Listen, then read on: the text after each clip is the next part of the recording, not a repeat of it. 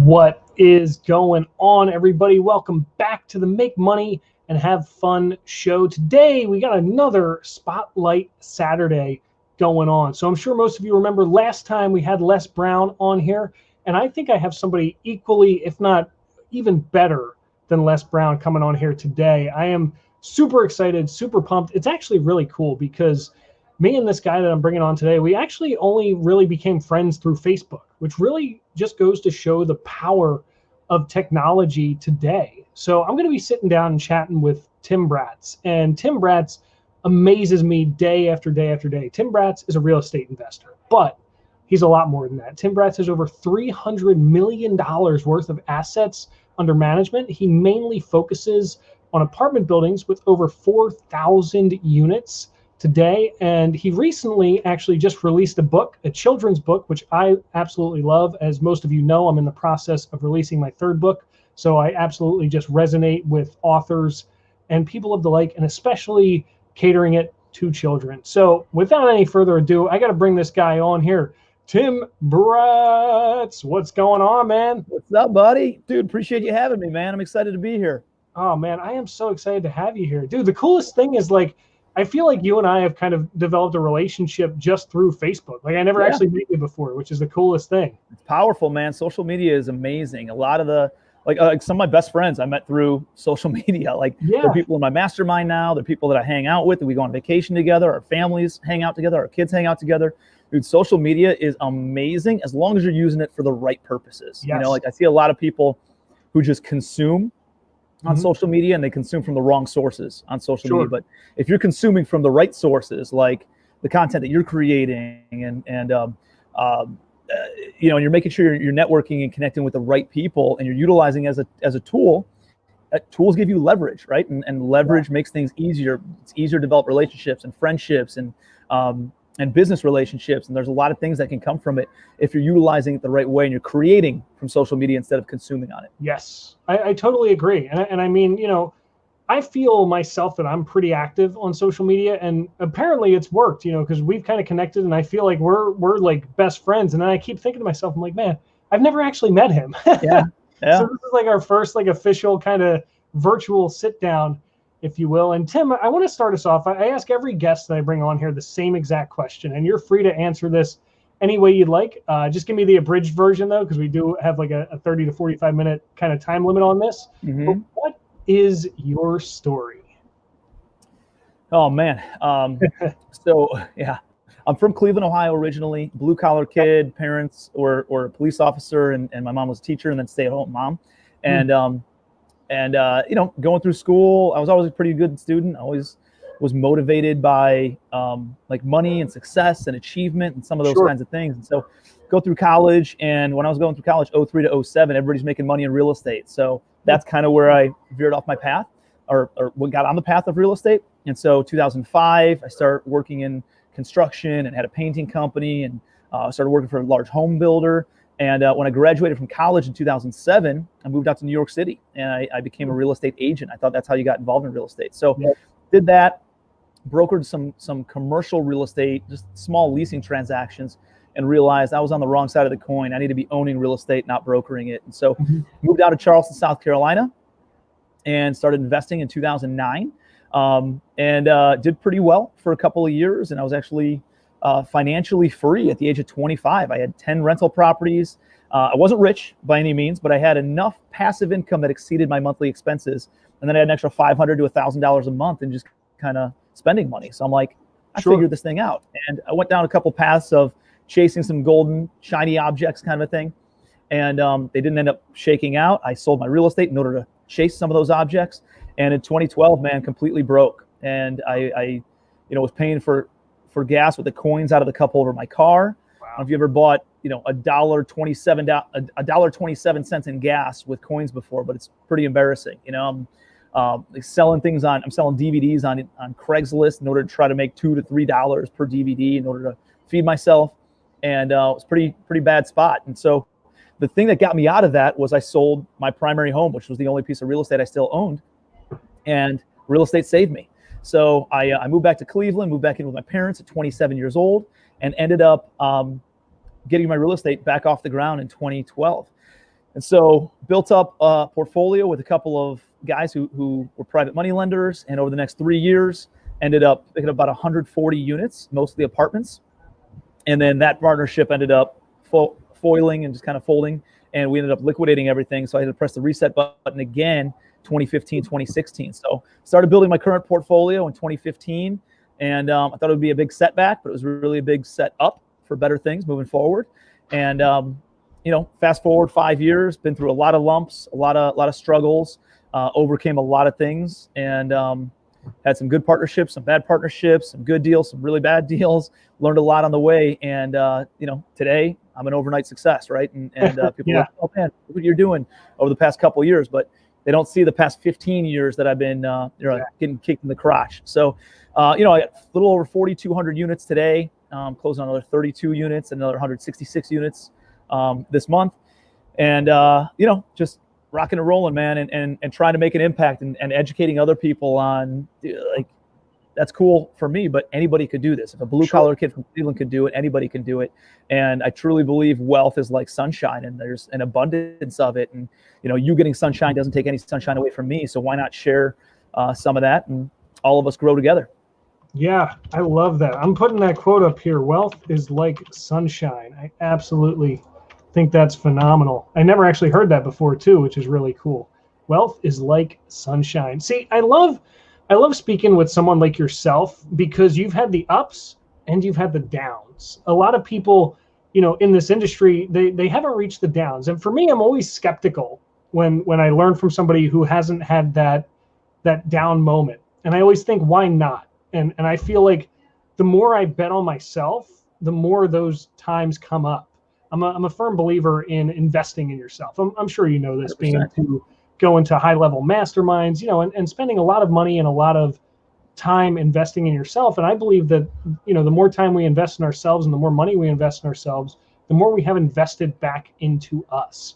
And one of my favorite things about you, Tim, is the fact that you're so humble. Someone in your position, it's very easy to kind of close your doors and lock everything up and not share with people, but you're always so sharing, you're always so giving, and just giving back. And what do you really attribute that to? What kind of makes you want to be here doing stuff like this?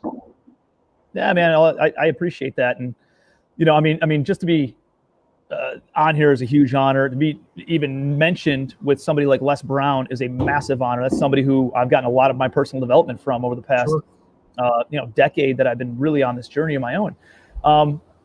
Listen, dude, I'm a blue collar kid. I'm from Cleveland, Ohio, and I'm from a Rust Belt city, and just was raised with a lot of grit and a lot of tenacity and a lot of sticking with it. And dude, I've been through the lumps. I know what it's like to be down. I've been super broke. I've been in really bad positions. I've walked into houses with roaches falling on my head, and I've walked out with fleas all over my pants. I've been humbled many, many times across many projects and many deals. And so, to have, your nose up in the air and think that you're better than somebody. No, man, it's just you're on a different path. You're doing different timing than what somebody else might be starting out at. And there were a lot of people early on in my career that kind of took me under their wing and mentored me and coached me and gave me insights or gave me direction, and whether they knew it or they didn't know it, or whether they knew me or didn't know me, I got a lot out of that. And so if those people didn't exist, I'm thinking, where would I be? I wouldn't have some of the philosophies and mindsets that are in my head. And I think when I'm born in America, right? I'm a white male. I don't know what it's like to go through some of the hardships that minorities go through or women go through. I can only imagine. I can only hear those stories. I was born to two parents that were amazing and supportive and gave me everything that I could ever need, And I think when you've been given that and you realize it and you appreciate it and you can really show some gratitude, and you have there's no reason why I shouldn't push the limits. I have nothing that can limit me other than myself, right? There's no reason that I couldn't take this, that I shouldn't be taking things to the next level. And I feel an obligation to pay it forward. I have been given everything and not given, like I've earned obviously everything, but Right. I've gotten a lot of great things in my life, and I feel like I owe it forward to be an inspiration to other people. I feel like I owe it to others in order to offer insights to them, in order to help them on their journey, make things a little bit easier and a little bit smoother as they go through this, and help them, abbreviate that learning curve. Yeah, I was just going to say that. Absolutely. Yeah, I mean, I absolutely love that. I think you hit the nail right on the head. Our potential is limitless as human beings. And you brought up, a couple facts that in some ways we don't have to deal with the same things that others might, being white males living in America with two parents raising and that kind of stuff. But I love that Tony Robbins has a quote, and he says, when you trade in your expectation for appreciation, everything changes. And sure. as I've gotten older, that phrase has resonated more and more with me. And I think that's really what you're putting out there, is the fact that you appreciate what you have, and you realize that you have something to offer. Because the funny thing is, you're on a show right now called the Make Money and Have Fun Show. And a lot of people look at money as a goal. They look at money as the thing to strive towards. And the funniest part is that money is really just a byproduct of value exchange. And the more value that you exchange with people, the more money you receive. But then money doesn't really become the goal at that point. It's the byproduct of money that becomes the goal. Because, having a bunch of money sitting in your garage is, as useless as having a rock sitting in there. Yeah. But when you can utilize it to do something good and something great, it makes that much of a difference. And I think that's really one of the reasons that I got pulled towards real estate investing. What was it? I kind of I want to retract your story back to the beginning. What was it kind of like for you just getting started out in real estate investing? Was it kind of towards a noble thing? Was it looking towards the money, or what kind of, I feel like kind of hooked you to it? Yeah, I think, you bring up a great point, and, people want money, right? And that's what motivated me. When I was 22 years old, dude, I wanted money. I wanted, nice cars, and I wanted nice houses, and I wanted fancy vacations. That's what motivated me. Right. As I got on this journey of personal development, and I think that's okay, right? I think a lot of people, they try to shy away from it and not say that that's what their motivation is. I don't it's okay. You don't have to be ashamed of that. I don't think there's anything wrong with wanting money, as long as you then understand it's not about the money. And I think as you earn more money, and as you go down this path of personal development and realizing the value exchange then brings money, you realize it's not about the money. It's about what you can do with the money, how much more of an impact you can make with having access to you can't retire your spouse unless you have money. You can't retire your parents unless you have money. You can't donate to your favorite organization and nonprofit or church if you don't have money. You can't, help out a family in need if you don't have money. You can't donate to the homeless person on the street if you don't have money. You can't build houses in Haiti if you don't have money. All the noble things, you need resources. It's the world that we live in. You've got to have access to capital or access to resources in order to make a bigger impact. So, as long as you don't become in love with money, and instead you become in love with the things you can do with the money, I think that's a very noble thing that path to go down. So I can tell you that early on it was money, but as you make more money, what's interesting is I've studied a lot on personal finance, but also I got into personal development, which is happiness, fulfillment, all that kind of stuff. And everything I've ever read on happiness is once your minimum threshold of financial needs are met, meaning you got a roof over your head, you got clothes on your back, you got food on your table, you don't have to worry about the safety and the health of your family. It doesn't matter if which is a threshold. Most of them say it's between $50,000 to $60,000 a year household income. So it doesn't matter beyond $50,000 a year. It doesn't matter if you make $50,000 or $50 million a year. There's no difference in happiness other than from a monetary standpoint. As when you make more money, you don't increase your happiness after those basic needs are met. So how do you get the fulfillment? How do you get the happiness? A lot of that comes from making an impact. And I think if you have the ability to make an impact and give back and make a difference, I think you have the responsibility to do all those things. I love that so much. Let's get some wow faces going on. So I want to interact with the audience a little bit. So we have a couple people here watching us. If any of you out there have a question for Tim, write it right in the comments, because I can actually bring your questions right up on screen with us, and you can ask those questions. In addition to that, something else, this is really cool. So I actually have this phone number right down here. So 215-596-1515. If you text in the word Tim to that phone number, I can actually bring you backstage, and we can bring you on screen to ask Tim your questions. So this is some really cool technology hacks we got going on here. Let me see if I can actually bring up it's above my pay grade, man. I don't know how to do any of that stuff.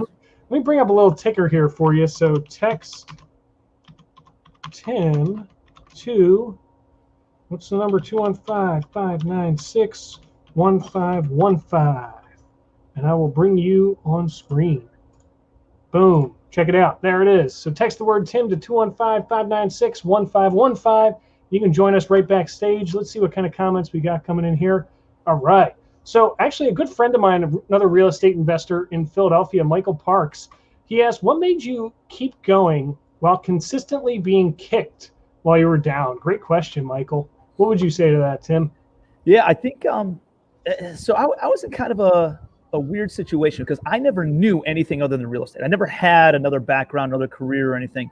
And so when I've gotten kicked a lot of times, like over and over and over again. I remember this, actually, I got inducted into the Rich Dad Hall of Fame or whatever, because I took those classes like 10 years ago, and they asked me to talk for 2 minutes. And I was like, all right, here's the most value I can give in 2 minutes. And essentially it's, I talked about getting kicked in the crotch over and over and over again, and there's this YouTube video of like this martial artist, and the guy comes over in his gi, and he's all dressed up, and he gets in front of the camera like this with his legs spread, and somebody else comes in with like a steel toe boot and just keeps on kicking him in the crotch over and over and over again, and the guy just doesn't move. He's just steadfast in getting kicked in the crotch. And I remember watching that. I was like, this is like my business, right? Like I can't go anywhere because I don't know anything else. I can't quit. I have nothing to retreat to. I have no other boats, and ships to sail somewhere else. I've already kind of like, it's not even that I burned the ships. I just didn't have any other ships. Like what else would I do? I don't know what else to do. So I was almost like, that seems like, oh man, you don't have a backup plan, but it was almost my, a blessing as well, because I couldn't go back to anything. I had to stick with it. I had to keep on moving forward. So that was it. And then I guess the mindset piece was, I always knew that real estate was not an experiment. I mean, you look around and you're like, there is so much wealth built through real estate. I know that it's not like a tech startup. It's not like this new, get rich quick scheme or type business. It is something that's steadfast. Since the beginning of time and civilization, wealth has been measured in land ownership. I don't know, when there were feudal lords in Europe, right? Like those are the ones who had all the influence and had all the wealth. And so like I knew that it worked. It's just a matter of time. And so believe me, I wanted it to work faster for me. I wanted it to go quicker. And I think we always do. Sure. But it's just, it's that 10,000 hour type thing. You got to give it a good 5-6 years before you become a master at any craft. And what I see a lot of people doing is like the hardest part is getting this thing off the ground. I did a Facebook Live a couple of weeks ago about, it was kind of a cool analogy about an airplane. And on a 2-hour airplane flight, this is real statistic, I looked this up personally. On a 2-hour flight, 50% of the fuel is used in the first 15 minutes of that flight, just getting the plane off the ground. After you're off the ground, the other 87% of the flight only uses up 50% of the fuel. And I think business is a lot like that. And I think getting your business, especially your real estate business and any business really, getting it off the ground is the hardest part. Yes. And that's when you take all the lumps. That's when you get kicked in the crotch so many times. That's when you have the contractors screw. I mean, they still try to burn you, right? That's when you have the worst tenants because you don't know how to screen them. That's when you have the worst contractors because you don't know how to screen them. That's when it's hard to raise private money because you don't have the experience with it. It's hard to source deals because you're not seen as a credible buyer in the marketplace. The hardest part is getting it off the ground. If you can get it off the ground, then you just pump the gas once in a while and it stays afloat. It's a lot easier for me to do deals today than it was 10 years ago. And I do more profitable deals today than it was 10 years ago. But I had to get it off the ground. I had to get my real estate business up into the air before it was like easy sailing. And I see a lot of people get involved in any business and they get all excited. But once the excitement dissipates and they're still going through this learning curve of trying to grow the business, it's a lot of hard. It's a lot of lumps. It's a lot of hurdles to get through. It's that's when they quit and they jump into some other business or some other venture or some other plan B. And what they don't realize is you got to get the plane off the ground in that business too. And they spend their entire life in the difficult phase of trying to launch all these different businesses, and they wonder why they're never getting ahead. It's because they never stuck to anything long enough to get ahead, to become a master at it, to become the best in that industry, and to have the influence and the respect and the trust that comes with becoming an expert and an authority in that space. So that was just what happened for me, dude. I took a lot of lumps for a long time, and I wasn't seen as an authority in multifamily until a couple of years ago. And it wasn't until, I don't know, 2017, 2018 that people are like, dude, how are you doing this? Oh my gosh, you collected so many units in such a short amount of time. Well, you don't see the previous 10 years of all the lumps and me trying to figure this out and how many times I got burned. So I think it's understanding real estate works, right? And then it's being willing to go through the lumps and just understand that it's not about the hard things that happen right now. It's what do you get once you get past it, right? Like if I can get through all these lumps, what is the prize at the end of the road? Can I retire my spouse? Can I retire my parents? Can I build hospitals? Can I build churches? Can I build a nonprofit? Can I send kids to school? Can I write a children's book and develop these can I can I buy a house on the ocean, right, in Charleston, South Carolina? Like, this house isn't for me. I got friends here all the time. I had visitors here for 24 different visitors here for 22 days straight last month. And I do, it's cool to have it for myself, but it's cool to be able to give that to my parents and give it to my in-laws and give it to my friends and my business colleagues and have them come in and visit and let them experience this kind of, like, there's a lot of cool stuff that can come by sticking it out and not jumping and having to get the plane off the ground over and over and over again in different businesses. So you just stick with it. Man, I love that so much. I could end this interview right here and that would be it. That was amazing. So it's funny that you brought up quote unquote martial artist in the beginning when you were talking about the guy getting kicked in the crotch over and over again. So I don't know if you know this, but I actually studied martial arts for about 15 years. And I was a martial arts instructor for many years. And the reason I bring it up is because we're talking really right now about mindset. And in my belief, mindset is really the key to everything. Like we talked about earlier, unlocking your potential and how every human being has this essentially unlimited potential, but most people don't tap into it. And so a lot of times I attribute my successes or my internal fortitude to my training in martial arts. I say that I basically had a mindset forged by fire, where it's like, I don't know what quitting is. I don't know what giving up is, but I look at like something like this show, like I'm not making $1 off of this show today. I don't make a single penny off of any of this. And it's a lot of work. I gotta find the people that I want to interview. Then I gotta set up the Eventbrite page. I gotta register people. I gotta make sure people show up to it. I gotta get people to ask questions. So there's a lot of this startup, like you mentioned, this startup work going on with a lot of these things. But when you look at it in terms of the reward at the end of the tunnel, it makes sense. And I kind of want to almost bridge two gaps. So we're going to talk about the second half of this show, which is having fun. We talked about making money a bit, but let's talk about having fun now, because my belief is that making money isn't enough. Having fun isn't enough. We need to really bridge that gap between both our passion and our prosperity, and then we can achieve success. What are your thoughts on that, Tim? Yeah, I think if you're not having fun doing anything, I mean, life is too short. I think people are starting to realize that, and they're understanding that.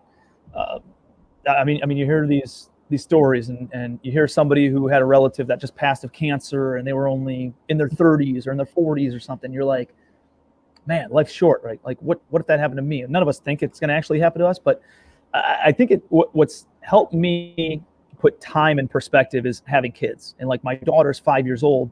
She's on the door right here with a whatchamacallit, a whiteboard marker, and she does her math on the door, right? And she's 5 years old, and 2 months ago, she, I don't know, was just like she can count, but she couldn't count past like 25 or 30 or whatever it was.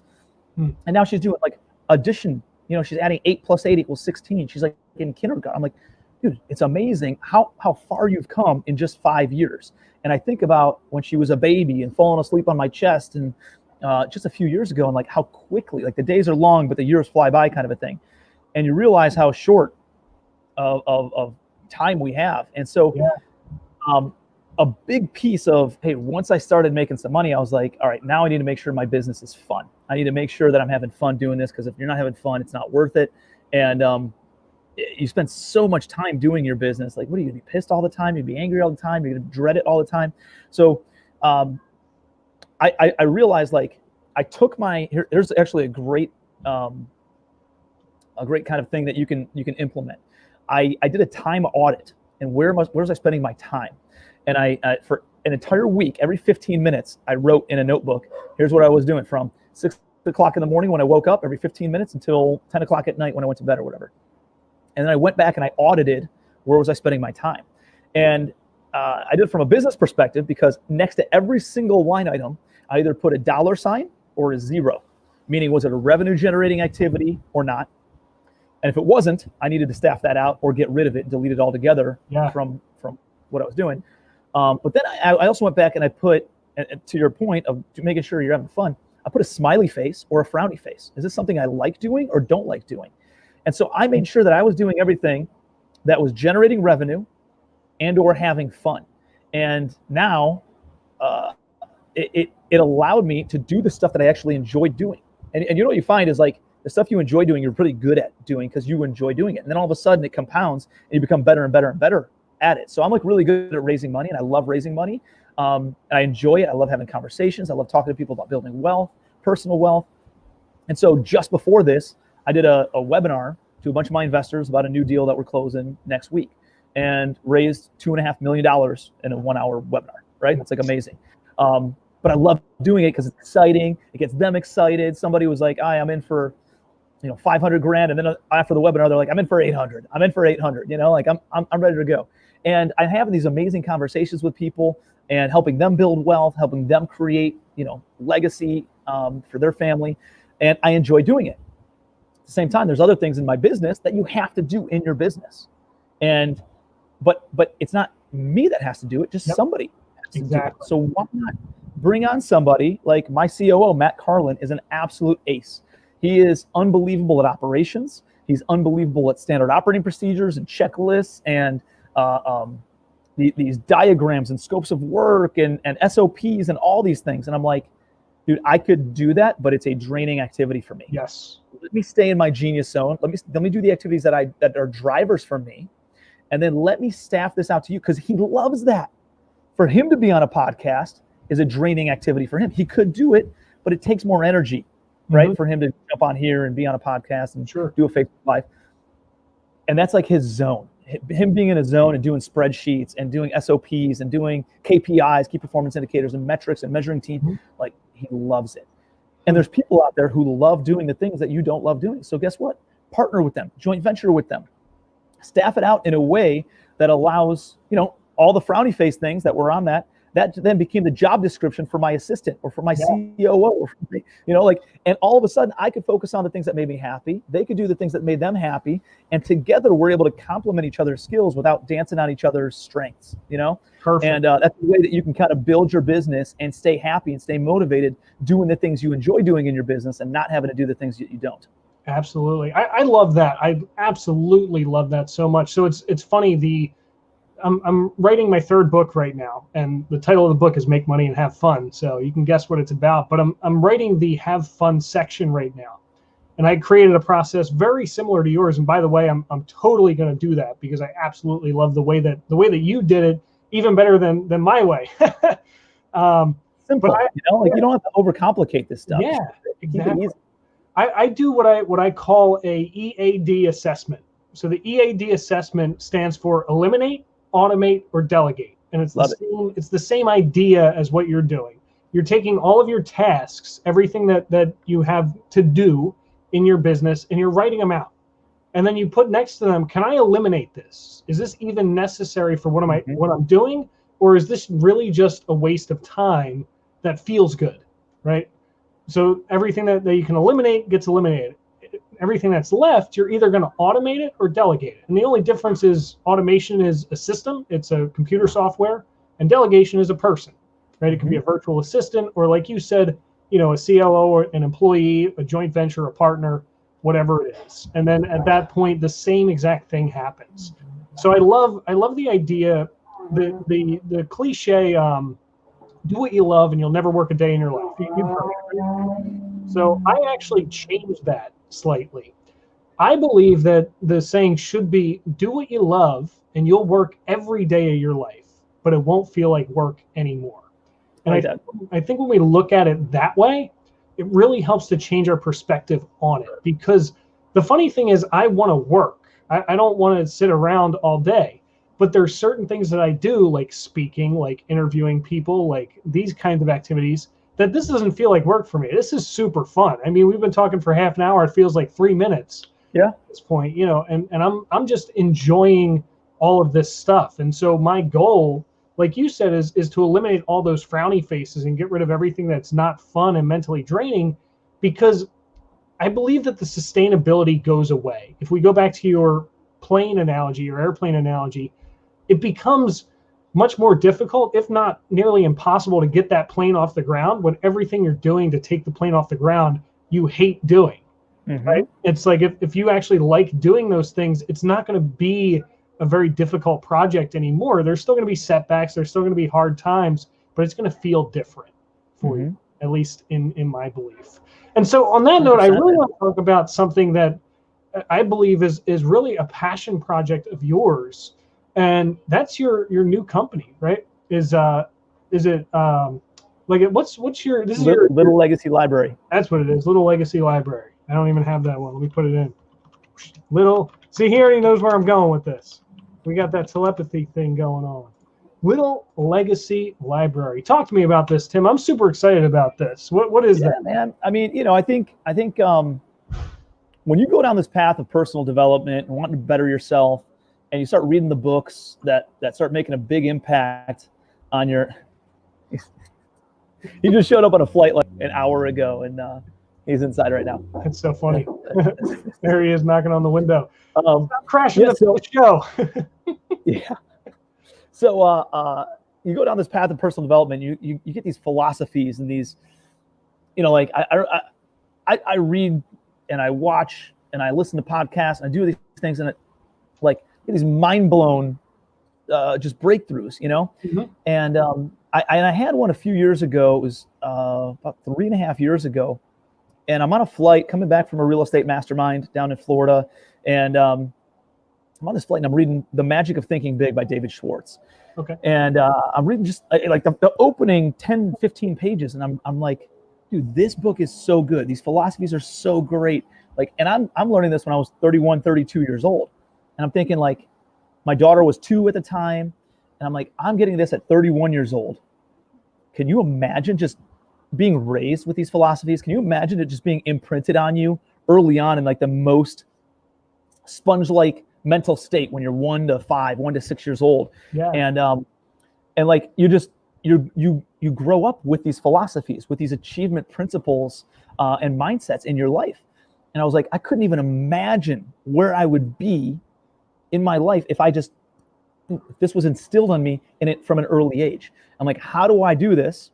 How do I imprint this on my daughter to have these achievement, entrepreneurial type philosophies? Right. And so I get off the flight and I start Google searching, kids achievement books, kids entrepreneur books, and I couldn't find anything substantive anyways. There were a lot of books on like how to work hard. There were a couple books on how to manage money, and then a lot like, the Berenstain Bears kind of stuff on how to be nice and have manners and live by the golden rule. But there wasn't anything about how to think big. There wasn't anything about how to how to create and imprint a philosophy on money, not just like, oh, save 10% and tithe 10% and do, like, you know what I mean? Right. Like, there wasn't anything about how to set goals. There wasn't anything about how to sacrifice fun things in order for, sacrifice short-term fun for long-term gain. There wasn't anything about that kind of stuff. Mindset philosophies on gratitude, like there wasn't anything about that. And I'm like, okay, well, I had the idea. Typically when you raise your hand with an idea, the boss is like, okay, you go and, implement that idea. And so I think, if I had, there's some people like the universe, God, whatever you want to call it, imprints an idea in the back of your head. If you say no to that and you ignore the universe, you ignore God, like I'm almost fearful of what could happen, right? Like you're not going to get blessings of great ideas any longer. I truly believe in a lot of that karma type stuff. So I'm like, I need to go and create a book series for kids that hit these principles. But I was my business was getting off the ground at that time, and so I didn't have the time. And so for 2 years, it kind of just sat. And eventually, I went on vacation with a good female friend of mine from high school, her family, my family, and another family, and all of our kids are the same age. And I was talking to her in the pool about this, and she's like, well, I'm at home now because I had the kids and I'd love to write the books. And how about we partner up and do it? And I found a partner to write the books and do the part that I just kept on, dismissing because it wasn't a driving activity for me. And so I love the idea of it. I love the promotion of it. I love the marketing of it. I love the talking about it on podcasts, but I didn't want to actually write the books myself. I just wanted to come in and kind of advise or offer some ideas. And so I found that person to do that. And so it makes it a lot more fun for me. And so it gives her something to do, gives me something to do. My wife is a partner in it as well. And she helps write the books. And so we released our first book in July of this year. And essentially we've taken all of these personal development books and we've created children's versions for them. That's and kind of plays off of them. So the first book is based off of Think and Grow Rich. And it's called Think Big and Go to Baseball Camp, right? It's like the most classic personal development book. The second book, which is going to be released this month, is based on how to win friends and influence people. It's called How to Win Class President and Influence Your Peers. And then we got another book, Power of Positive Thinking. It's Power of Positivity. And then we have the magic, or whatchamacallit? That's our fourth book. The other book that's going to be released before Christmas is The Richest Man in Babylon. So we have The Richest Kid in the Neighborhood. So like we'll have 3 books out before Christmas. They are all amazing. I can say that because I didn't write them, right? Like my wife and my other business partner did. And they did such an incredible job with it. We're super proud of the books. And like the reviews that we're getting are just off the charts. So it's an impact piece. I'm not making any money on it, but it's an impact piece. I'm meeting some amazing entrepreneurs. I get to talk about it. And who knows what might come from it. Like I'd love to start doing some live events where we get together for a long weekend, and an entrepreneur or an achievement, executive in their even if they work a corporate life or have a job, they're achievement oriented, and they come out and with their kid, and then all of a sudden we have like a retreat and we do some fun stuff. We go kayaking, zip lining, do whatever, and bring in some guest speakers to talk about child psychology and talk about some of these ideas and do a bunch of engagement and activities and stuff that would help promote that. And I think that's really one of our goals for 2021 is to have a couple of those types of events. I think it'd be pretty fun, pretty cool, and make it an impact at even a deeper level. So if you guys are interested in the books, I appreciate you offering that up, Fred. It's littlelegacylibrary.com, and the first book's available. I think the second book, I don't even know if it's out on the website yet, but it will be released in the next 2 weeks. So get on there and join the mail list, follow us on social media, and you'll see whenever these books are released. They're awesome. They're really, really cool. Yeah. And the characters are all named after like the titans of industry. So we got Ford as the main character, Morgan. She's a rock star girl entrepreneur off of JP Morgan. Which is based on Andrew Carnegie. We got Rocky off of John D. Rockefeller. And then some of the other characters, Betsy off of Betsy Ross, and some other really, really influential people in American history and in business history are kind of like tip of the hat to them. We got some hidden pictures in there, and there's a lot of cool stuff. So yeah, check it out. It's really engaging. It's typically kids age 4 to 10 is probably like the age range, and we're working on some more toddler versions of these books. And but realistically, man, I got friends who are in their 30s and 40s, and they're like, dude, I learned a lot from that book, you know. So it's kind of cool to hear and get some of those testimonials back. It's funny because I feel like even as adults, we still sometimes need kid books, because we're like, you know, you get like a Tony Robbins book. It's like 500 pages. You're like, oh, this looks fun. You know, not a single picture in here. Let me devote the next 9 years to this. Like, yeah, dude. I mean, it just makes it easy. You know, it's 30 pages. It's all illustrated, and it takes these profound concepts and breaks it down to a kindergarten level. Absolutely. And it explains it at that basic level. If you can understand it there, then you can implement it at higher levels in your life. Yeah, and I think that really it helps parents do something with their kids too. Is one of the biggest things. You know, being a karate instructor, really, you know, it's glorified babysitting, if we're being honest, in a sense. You know, we're taking the kids for 45 minutes, you know, in a class, and we're instilling a lot of these philosophies, these personal development. Dude, it's more than babysitting, man. I mean, my kids just got into Taekwondo, and I've never been in martial arts. That's like why I use that as a principle, because, dude, I go there, the amount of character development, the amount of confidence, the amount of respect that is being ingrained in them, the amount of focus, like they're just like in the zone. It is, dude. I wish I would have had a martial arts type of background. And anybody who ever asked me if they should put their kid if there's one thing that I think better than sports, you know, is martial arts. It's amazing the amount of mindset development and discipline that comes from that. Absolutely. I always tell people that martial arts is really just personal development shrouded inside of kicks and punches. Big time. We use the kicks and punches to keep the kids entertained so that they don't lose that focus like you were talking about. But the things that we teach them are things that they take home outside of the dojo with them. And, you know, I love just doing stuff for kids. I love being around kids. Obviously, I don't have any kids of my own, but I intend to one day. And I'm definitely got to pick up some of your books. I actually have a kind of like a baby shower / homecoming party that I'm going to next week. And I'm like, oh, I got to buy your book to a friend of mine who is, you know, following in my footsteps right now. But dude, love it. This has been awesome stuff. Think and Grow Rich is, in my opinion, the greatest book written of all time. And to write a kid's version of that is just absolutely genius and so much fun. So Tim, to wrap up, how can people get in touch with you? What would you want to leave the audience with? Oh man, well, I mean, I appreciate it. I appreciate you having me. Would be happy to do this anytime. So, yeah, I mean, connect with me on social media. That's probably the best way. Just hit me up on Facebook. I'm real active on Facebook and Instagram. I answer all my own messages. If you guys want to shoot me a message and you got a question about something, just hit me up.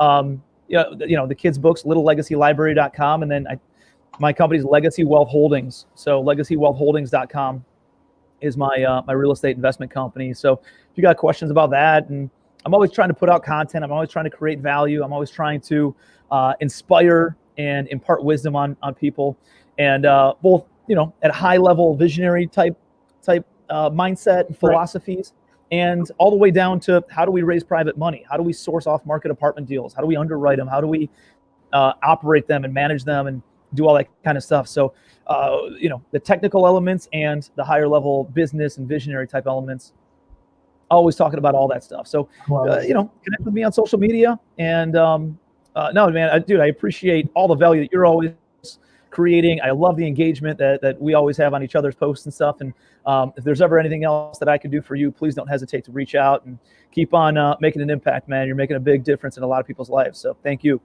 Awesome. Thank you, dude. That really, I'm so honored to have you here, and I'm so glad to hear you saying that about me. I'm excited for the future, man. I'm excited.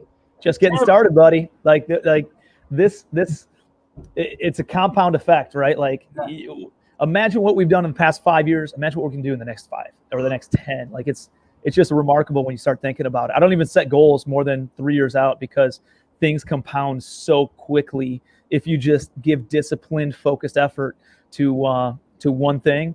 Like, it's amazing. We all overestimate what we can do in the next 12 months, but we grossly underestimate what can happen in the next 3 to 5 years. So get excited about it. There's a lot of good things on the horizon. Dude, I'm pumped, man. Thank you so much for being here, Tim. We'll see you next time, man. Appreciate you guys. Have a great weekend. Yep.